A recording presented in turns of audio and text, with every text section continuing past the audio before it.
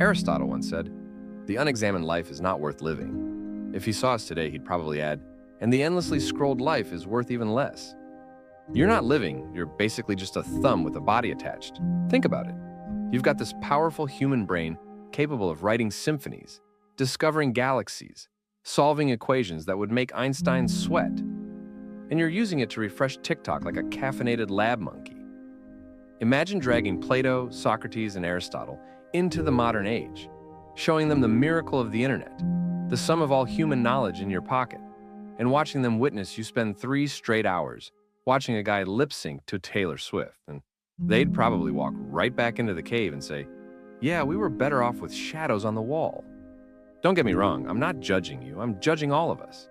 Because the most dangerous habit we've picked up, and I mean the most dangerous, sneakier than smoking, deadlier than fast food, slipperier than your ex sliding into your DMs, is the habit of living numb. Not living bad, not living evil, just numb.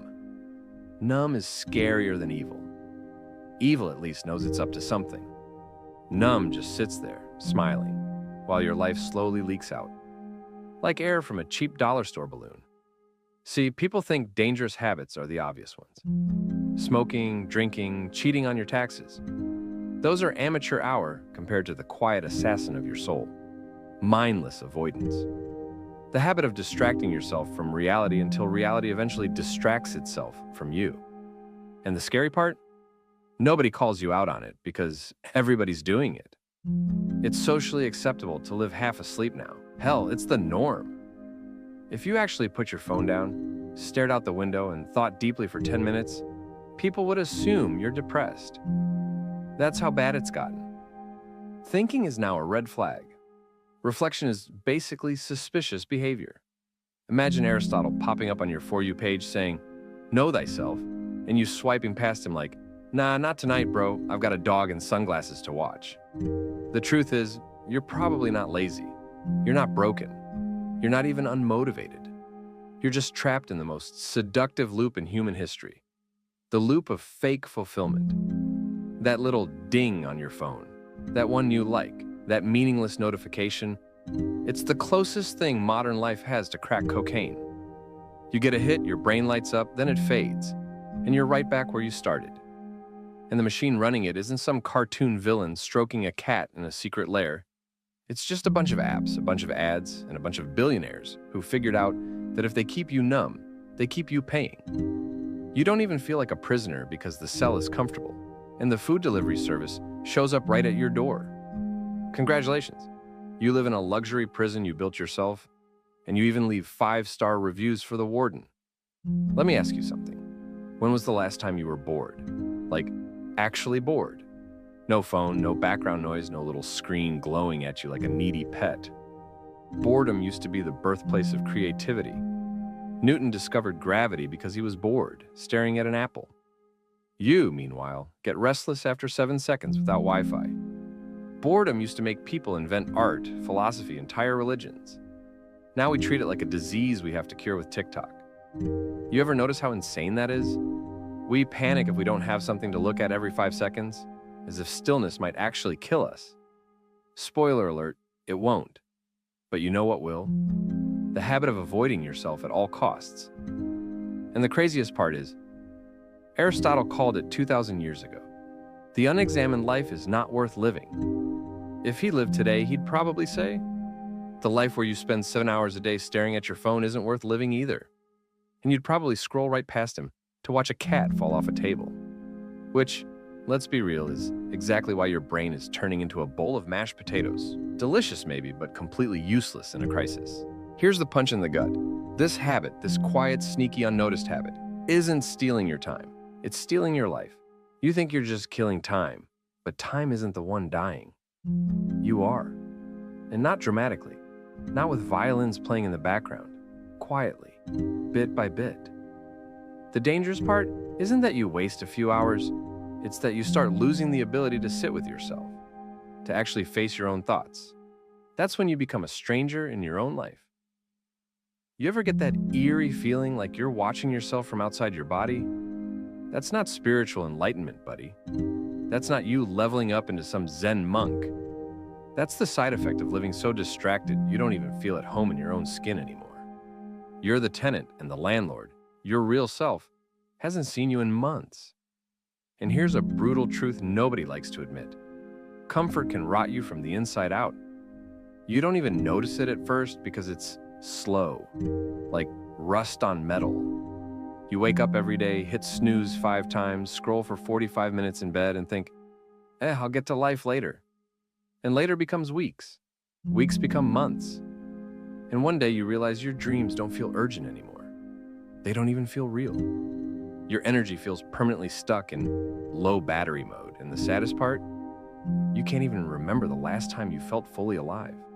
Not entertained, not distracted, alive. You've traded the chaos of chasing something real for the fake calm of scrolling through someone else's life. You stopped chasing your own story so you could watch someone else's edited highlight reel. It's like selling your car just so you can Uber to watch someone else drive. It's like this. Imagine your life as a movie. Right now, most people are sitting in the theater of their own existence, watching someone else's highlight reel on the big screen while their own story plays silently in the background. The popcorn's stale, the sound system sucks, but hey, you've got a good seat. And then one day, the credits roll, the lights come up, and you realize you didn't even watch your own damn movie. You just sat there holding your phone like a ticket stub to a show you never attended. That's the habit I'm talking about. The habit of living everywhere, except here, now, in your own actual life. Look, I get it. It's not your fault. You're up against a system designed to make you numb. Every notification is a little tap on the shoulder saying, don't think, don't feel, don't notice, just click. You know who benefits from that, not you. You're not the customer, you're the product. You are literally the cow, and your attention is the milk they keep milking until you're dry. And the insane part? We keep lining up to be milked because they make it feel good. That's why Zuckerberg doesn't charge you $1 for Facebook, because your scrolling eyeballs are worth way more than that. Your attention is the most expensive currency on the planet, and you've been handing it out like coupons nobody asked for.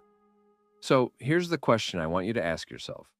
What are you avoiding? Because underneath every distraction is an emotion you don't want to feel. Loneliness, anxiety, fear that you're not enough, fear that you wasted too much time already. And instead of facing it, you numb it. You scroll. You snack. You binge another episode. You convince yourself you're resting when really you're just hiding. You're not tired, you're afraid. And fear wears a hell of a good disguise. It dresses up like, I deserve a break. It puts on the mask of self-care. But deep down, you know the truth. You're not recharging.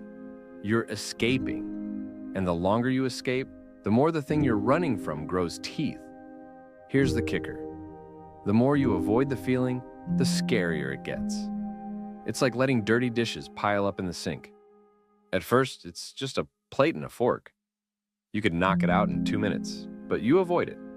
You distract yourself. And then suddenly, it's a mountain of crusty bowls, and you'd rather burn the house down than deal with it.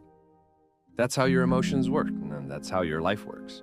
I'll tell you a secret. The most dangerous part of this habit isn't even the lost time. It's the erosion of your courage. Every time you choose numbness over presence, you shrink a little. You teach yourself, I can't handle reality without a distraction. You teach yourself that silence is dangerous, that stillness is unbearable, that your own mind is an enemy you must constantly drown out. And eventually life starts feeling too heavy, too overwhelming, too loud. You stop showing up for your own damn story. And then you wonder why you feel empty. Spoiler alert, it's because you're trying to live on crumbs of meaning when you were built for a feast. You're a lion eating Cheetos, wondering why you still feel hungry. Think about it. Your ancestors fought off lions, plagues, and freezing winters just so you could be here. Do you know how many of your great-great-great-grandparents had to not die at 23 so you could exist? Thousands of years of survival, of war, of famine, of hunting with spears. And now the biggest battle of your life is whether you can put your phone down for an hour. without spiraling. Your grandma outran actual wolves, and you're sweating over a Wi-Fi outage. You're not weak, you're addicted. And addiction doesn't always look like needles or bottles. Sometimes it looks like just one more scroll. Sometimes it looks like pretending you're going to bed at midnight and then watching the sunrise with TikTok still burning a hole in your brain. Let me drop a metaphor on you. You're like a plant growing in the shade. You've got the potential to be this huge, strong tree, roots deep, branches wide, touching the sky. But you're stuck under a canopy of distractions blocking the sunlight. And the longer you stay there, the harder it is to break through. You start thinking, maybe this is all I'll ever be. Maybe I'm just a little plant that doesn't need the sun. But here's the thing. Sunlight is still out there. Growth is still possible. You're not dead, you're just covered. Covered by likes, by notifications, by endless noise that tricks you into believing shade is enough. But deep down, you know it's not. So what do? You start noticing, then that's it. You don't have to burn your phone in a dramatic bonfire or go live in a cave like some wannabe monk. You just start paying attention. When you reach for that distraction, pause. Ask yourself, what am I avoiding right now? And don't judge the answer. Don't shame yourself. Just notice it. That's how you begin to break the spell. Because the truth is, your life isn't waiting for some big dramatic moment to start.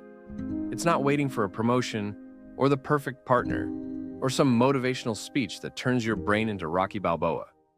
It's happening right now. And if you don't notice it, you'll miss it. And once it's gone, you don't get a replay. Actually, pause for a second. Right now, I want you to drop a comment with just one word that describes how you feel hearing this.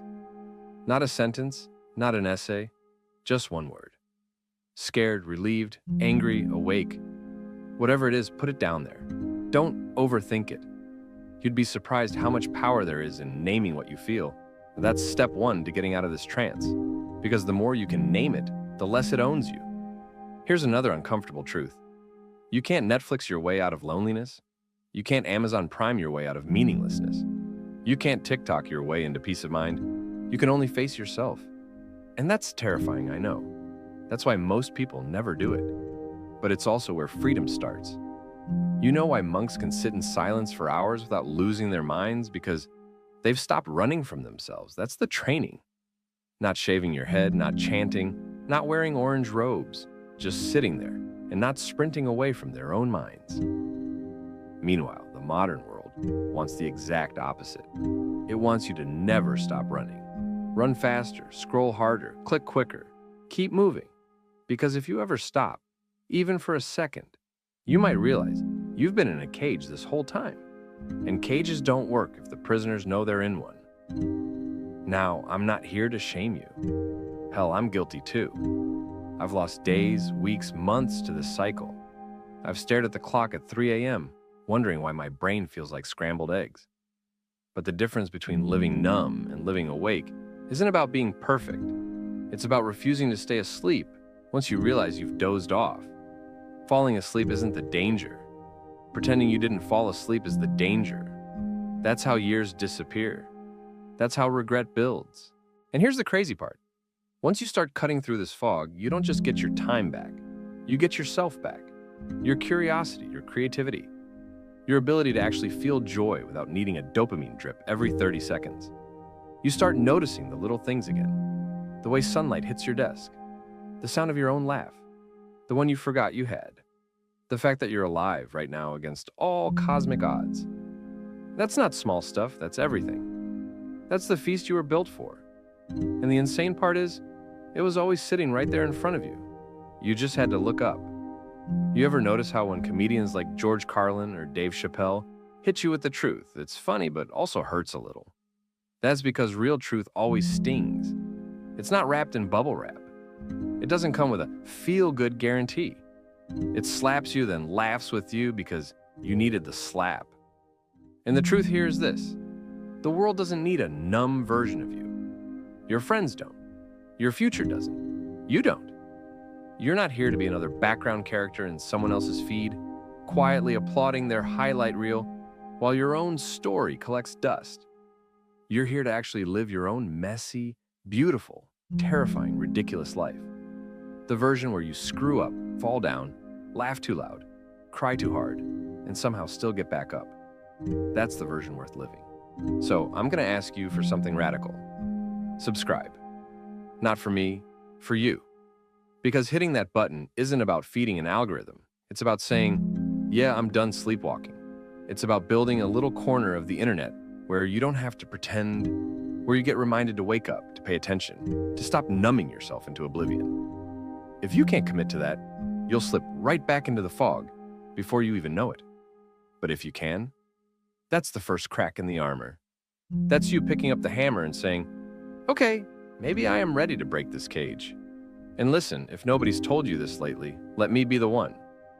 You are not too late. You are not too broken. You have not wasted too much time. Stop believing that lie. The fact that you're hearing this right now means you're ready. Ready doesn't mean perfect. Ready doesn't mean fearless. Ready means you're done pretending you don't care. Ready means you're willing to notice again, to stop outsourcing your life to a glowing rectangle, to start living in your own damn movie again. Imagine this. 10 years from now, you look back and realize tonight was the night you stopped being numb. Not the night you solved everything, not the night you became some productivity god or spiritual guru, just the night you said, no more sleepwalking. The night you stopped giving away your life in little glowing rectangles and started owning it again. And here's the kicker. You won't even remember half the TikToks you saw today, but you'll remember this choice. That could be this moment, right now. Don't wait for permission. Don't wait for perfect timing. Don't wait for some mystical sign from the universe. This is the sign. It's messy, it's raw. It's not wrapped in pretty packaging, but it's real. And real is what you've been starving for. So take a deep breath, close the other tabs. For once, don't open another app the second this video ends. Just sit there for a minute. Feel the weight of being alive right now. Because the most dangerous habit isn't the one that kills you fast. It's the one that slowly convinces you you're not really alive. And I promise you, you are.